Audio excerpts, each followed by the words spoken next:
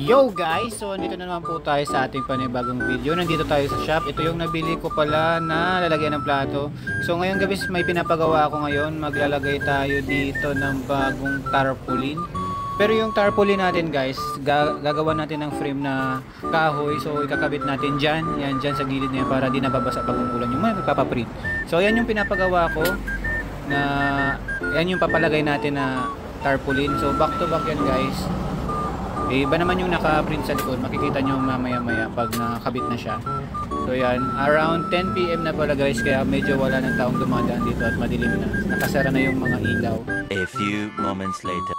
Yun, nakabit na din. So di ko na siya agad na video nung pagkakabit kasi tumutulong na din ako. So papakita ko sa inyo yan ng maliwanag bukas.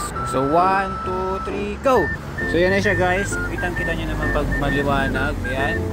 Ang ganda, talagang di na sila magtatanong kung nagpiprint ba kami kasi meron pang pumupunta dito nagtatanong, nagpiprint po ba kayo? So yan, mababasa na nila agad yan kahit nakasakay ka sa jeep, sa motor, sa kotse, sa truck, sa kabayo, sa kalabaw o kahit saan pa man, talagang mababasa mo na yan na may paprintan dito sa Concepcion Grande. Nakalagay na dyan lahat kung ano yung mga service na ino-offer namin. So kung makadaan ka dito, agad mo yung makikita. So yun lamang muna para sa video na ito guys. Salamat!